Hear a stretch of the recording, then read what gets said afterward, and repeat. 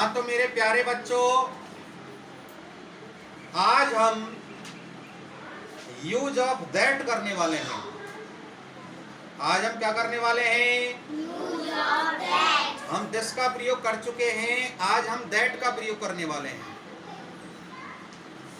इसमें यानी सामान्यतः इनका अर्थ क्या होता है? दिस माने यह है और दैट माने वह।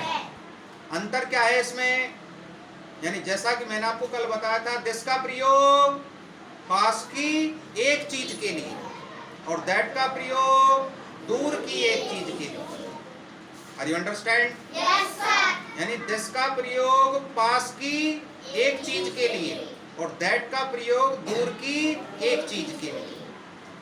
और आपका सामान्यतः वाक्य वही है जैसे आपने दिस के वाक्य सीखे थे, ऐसे ही दैट के वाक्य हैं। अंतर सिर्फ इतना है कि यह आ जाए तो दिस से वाक्य बनाने हैं और वह आ जाए तो यानी दैट से वाक्य बनाने हैं। Are you understand? Yes sir. तो इधर ध्यान दें सभी। तो जब भी हम कोई वाक्य बनाते हैं तो सबसे पहले क्या लिखेंगे? नंबर। यानी सबसे पहले क्या लिखेंगे? नंबर एक। और नंबर एक लिखने के बाद में इसके आगे क्या लिखना है? ऐसे। इस वाक्य को दोबारा उतार देना है। वह एक शेर है। इधर ध्यान देना सभी। तो सबसे पहले वह की लाएंगे। वह की क्या होती है? दैट। उसके बाद है की लाएंगे। है की क्या होती है? इज। उसके बाद एक की लाएंगे। एक का हमें मालूम नहीं है कि ए आएगा या एन आएगा, तो इसको मालूम करने के लिए थोड़ा सा आपको ब्लैंक छोड़ देना है, रिक्त स्थान छोड़ देना है। तो आगे बढ़ेंगे। इसमें आगे लिख रहा है शेर, और शेर को इंग्लिश में क्या कहते हैं?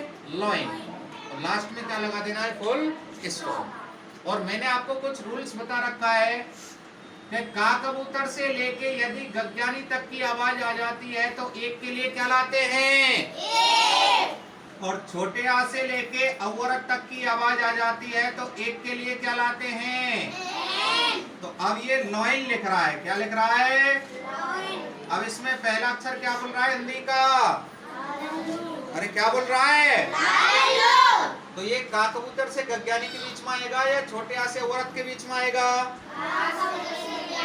यानी का कबूतर से गज्ञानी तक के बीच में आएगा तो फिर एक के लिए किसका प्रयोग करेंगे? तो लॉइन से पहले क्या लिख देंगे? Are you understand? Yes sir. Number 2 डाल के लिखना है हमको एनएस। नंबर 2 डाल के क्या लिखना है? एनएस। इसमें नहीं लगा देंगे। वह एक शेर नहीं है। वह एक शेर नहीं है। मैंने आपको पहले से बोला था कि एनएस में नोट इसके, एनएस में नोट इसके बाद। एनएस में नोट इसके बाद। एनएस में नोट। इसके बाद। तो ये ऊपर वाला वाक्य बना हुआ है, इसी वाक्य को उतार देना है। इसके बाद क्या लगा देना है? देखो दैट का दैट लिख देंगे, इज का इज लिख देंगे और इज के तुरंत बाद नॉट, उसके बाद ए का ए और लॉइन का लास्ट में फुल स्टॉप। उसके बाद में नंबर 3 डाल के आईएस लिखेंगे। क्या लिखेंगे? आईएस। इसमें साधारण वाक्य में क्या लग जाएगा पहले? यानी क्या वह एक शेर है और लास्ट में क्वेश्चन मार्क लग जाएगा। लास्ट में क्या आएगा? Question mark. तो जब क्या सबसे पहले आ जाता है तो क्या लिखते हैं हम? इज। अर्थात जो साधारण वाक्य होता है उसमें से इज को बाहर निकाल लेंगे तो क्या लिख देंगे? इज।